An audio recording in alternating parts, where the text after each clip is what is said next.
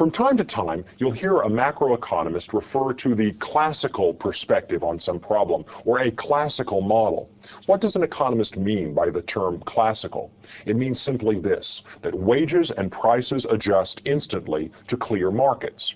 The classical perspective in macroeconomics is to be contrasted with the Keynesian perspective. The Keynesian perspective is a view of the world as if wages and prices are sticky. But the classical perspective imagines that wages and prices adjust instantly to clear markets and asks, what is the outcome of fiscal and monetary policy going to be in a world where prices and wages adjust instantly? Let's look first at the classical view of the labor market. And it's very simple. The wage, or the price of labor, adjusts immediately to give us equilibrium. Here's the wage, or the price of labor, and here's the quantity of labor supplied and demanded in the labor market. The demand curve for labor represents the behavior of firms that hire labor in order to produce goods and services. The demand curve for labor is downward sloping because at higher wages, firms will use less labor and substitute to capital and other inputs instead. Also, at higher wages, firms use less labor because they're producing less output. The demand curve for labor will shift when labor productivity changes, or whenever capital or the endowment of other resources changes, which makes firms willing to hire more labor at any given wage rate. So we've got this downward sloping demand curve for labor. The supply curve for labor, for the sake of simplicity, is going to be drawn vertically. Now, it isn't always going to be the case that the supply curve for labor is vertical, but in a classical view of the world, there are a certain number of people who want to work, and full employment means giving them all a job. So whatever the wage rate is in this simple classical view of the world, we've got a certain number of people, we can call this L sub F, full employment, that are ready and able to work.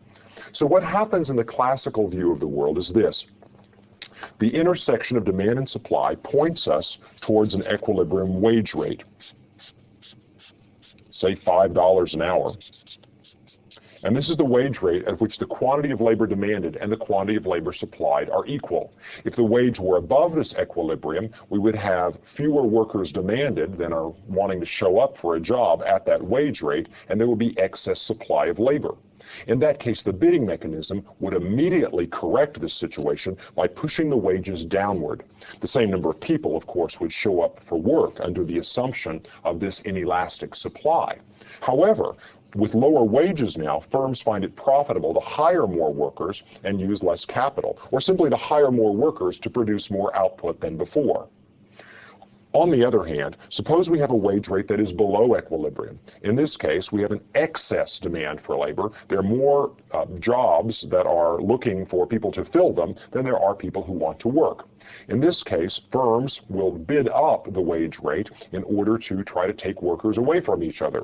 Competition for labor bids up the wage rate so that firms then choose to move along their demand curve, economizing on labor and using more capital instead, or simply producing less output. In the end, we have an equilibrium wage rate. The classical view of the economy is this: we are always at this point.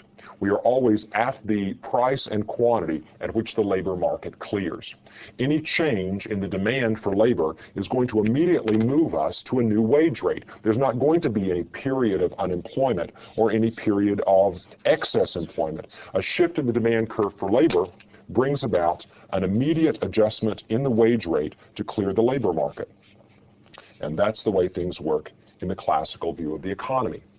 Now, if this is the case, then the economy is always at full employment. The given number of workers are always going to be working at whatever the going wage rate is, and we're going to be producing an amount of output that depends on only two things: the technology that is available to us and the number of workers that are available to work. We've got a given workforce, we've got a given technology, put those two things together, and we've got a set amount of output that can be produced in our economy, and that's called the full employment output level. So the resource endowment of your economy and the technology that these workers can use, which is going to also depend on capital stocks and the endowments of other natural resources, determines full employment output level. And full employment output level then determines the amount of output that will be produced in the classical macroeconomy.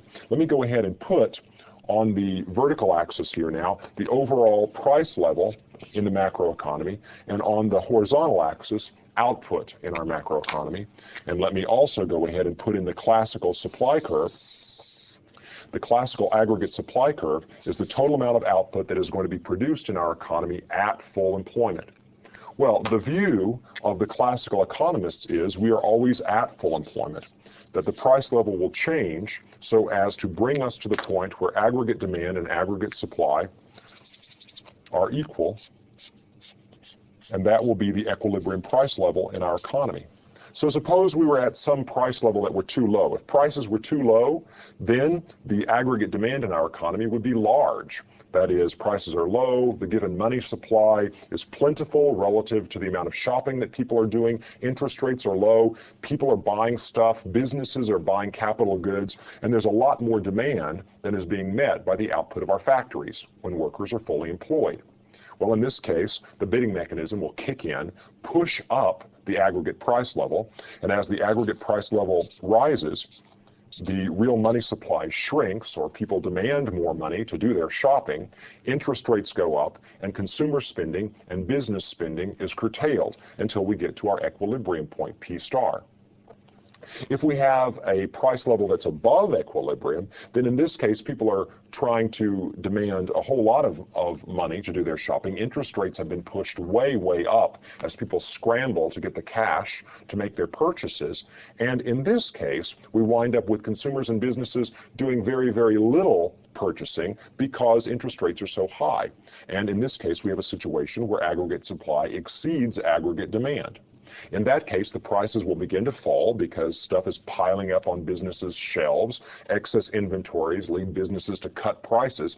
And as they do, then the demand for money falls because people don't need as much money to do their shopping. Interest rates fall, and consumers and businesses increase their spending until we get back to our equilibrium price level, P star. This is the way the classical economy works. We are always at P star, and we are always at the full employment level of output. Wages and prices adjust continually, instantly, so as to keep us at full employment. When you hear the term classical, you know we're talking about a world where wages and prices adjust, and we are always at full employment. That's what it means. So if something happens to shift out the aggregate demand curve, say an increase in the money supply, which lowers interest rates and leads people to do more shopping at every price level, then what will happen is at the original price level, we have excess demand for goods. This excess demand pushes up prices, increases the demand for money, raises interest rates, and eventually brings us back to full employment at a new higher price level. The interesting thing to notice about this classical adjustment is that prices do all the work. There's no increase in output because you can't ever have an output level that differs from full employment. Prices and wages adjusting constantly, instantly, frictionlessly, so as to keep us at the point where supply equals demand. The labor market clears, full employment output is the only option in this model, and if you're not there, prices are going to adjust instantly to take you there. It's an extreme view of the world, but it's one that's quite simple to analyze because you always have to be on the vertical blue line. And if you're not there, some wage or some price is going to adjust pretty fast to take you back there.